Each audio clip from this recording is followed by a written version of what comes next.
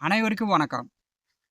இந்த பதிவில் இந்த வார ராசி பலன் காணலாம்.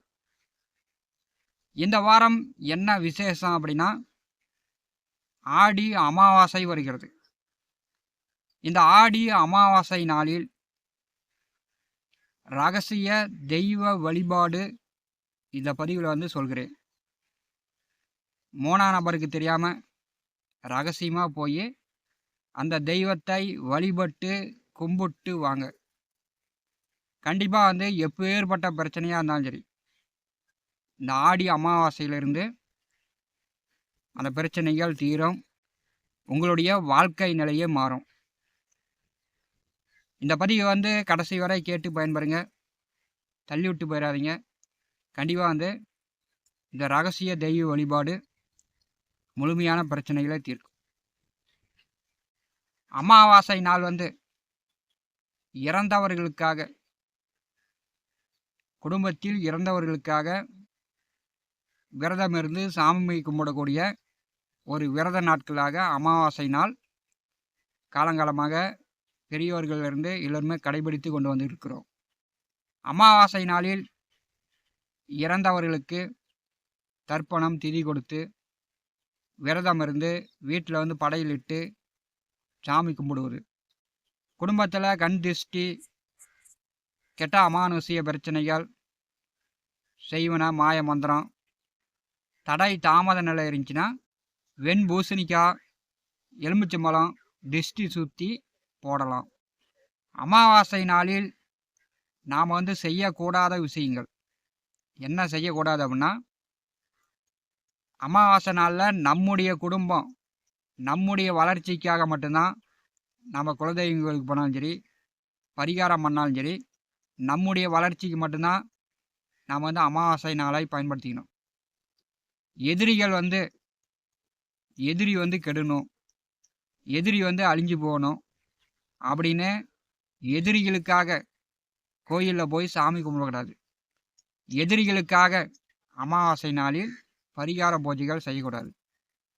இதை எல்லோரும் புரிந்து கொள்ளுங்க.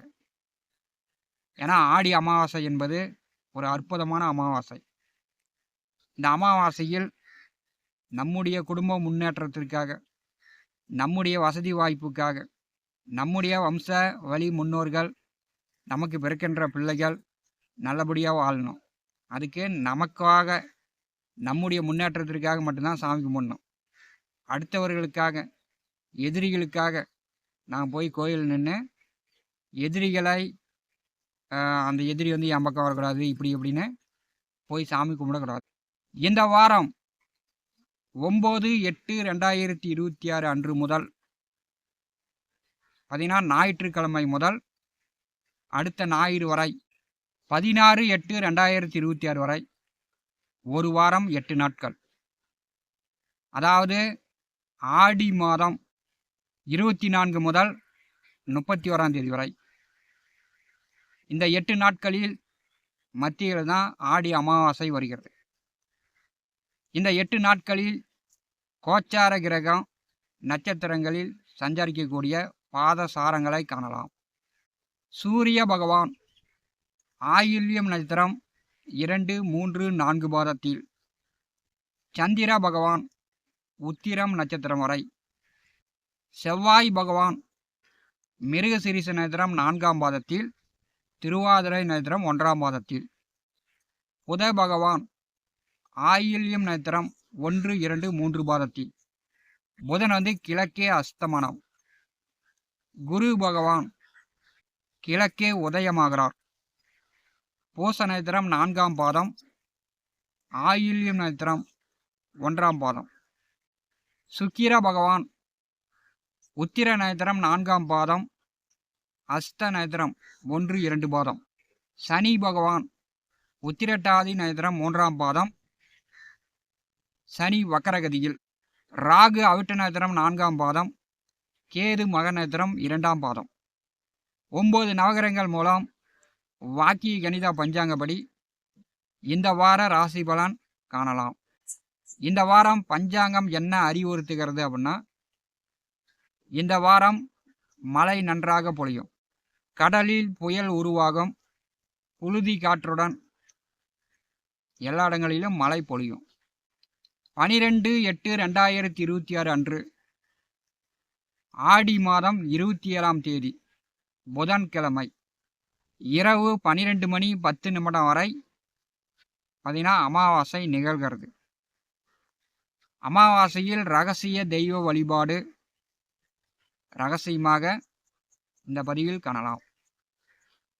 கடகம் ராசி அன்பர்களுக்கு இந்த வாரம் ராசி பலன் காணலாம். இந்த வாரம் பார்த்தீங்கன்னா அமாவாசை நாள் வருகிறது. அமாவாசைக்கு முதல் நாள் பார்த்தீங்கன்னா மன அழுத்தம், மனக்குழப்பம், அமானுஷிய கனவுகள், பேய் பிசாசு அழுத்துற மாதிரி ஒரு தொல்லை தொந்தரவு, கை கால்லாம் குடையுது. இந்த அமாவாசை வந்தால் மட்டும் கை கால்லாம் குடையிற மாதிரி இருக்குது அப்படின்னு சொல்லக்கூடியவர்கள் ஒரு வெத்தலை, ஒரு பாக்கு, ₹1 நாணயம் வைத்து தலையை 3 சுற்று சுற்றி அமாவாசை அன்று இரவு 7 மணிக்கு மேல் பார்த்தீங்கன்னா மற்றவர்களுக்கு தெரியாமல் 3 ரோடு பிரியக்கூடிய இடத்தில் முச்சந்தியில் ஒரு வெத்தலை, ஒரு பாக்கு, ₹1 நாணயம் வைத்து தலையை சுற்றி கீழே வச்சு தாண்டிட்டு வந்துடுங்க. இந்த கெட்ட கனவு, அதிக கோபம், கால் குடையிற மாதிரி இருக்கிறது, இந்த மாதிரியான பிரச்சனை அமாவாசை இரவு இதை செஞ்சீங்கன்னாவே அன்று முதல்ல உங்களுக்கு அந்த பிரச்சனை தீரும். ரகசிய தெய்வ வழிபாடு அமாவாசை அன்று இந்த ரகசிய தெய்வ வழிபாடு செய்தால் பார்த்தீங்கன்னா கண்டிப்பாக பிரச்சனைகள் தீரும், வாழ்க்கை நிலையே மாறும். உள்ளூரில் சுடுகாடு அருகில், சுடுகாட்டுக்கு கிழக்கு திசையில் பார்த்தீங்கன்னா தெற்க தலையை வைத்து வடக்க கால் வைத்து பெரியாண்டிச்சி சிலை செஞ்சு வச்சுருப்பாங்க. உள்ளூரில் எல்லா ஊர்லேயுமே சுடுகாடு ஓரத்தில் பெரியாண்டிச்சி சிலை இருக்கும்.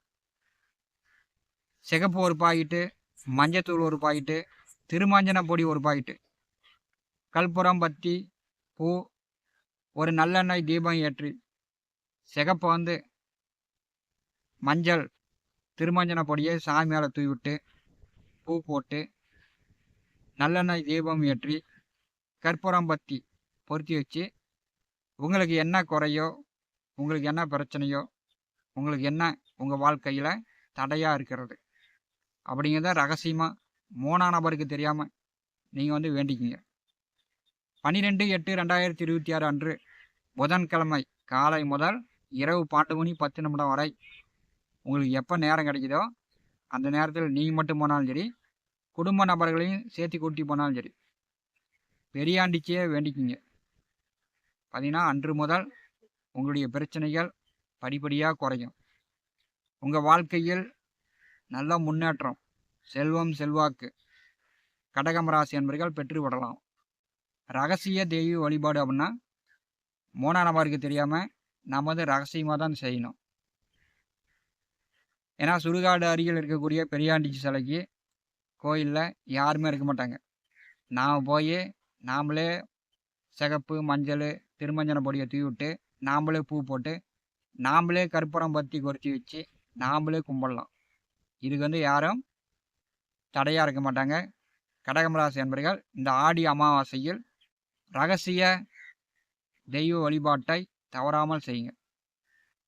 இறந்த முன்னோர்களுக்கு வீட்டில் விரதம் இருந்து படையிலிட்டு சாமி கும்பிட்டாலும் சரி, ஓடும் நதிக்கரையில் பரிகார ஸ்தலங்களுக்கு சென்று திதி தர்ப்பணம் கொடுத்தாலும் சரி, இந்த ரகசிய தெய்வ வழிபாட்டையும் தவறாமல் ஆடி அமாவாசை அன்று செய்யுங்கள்.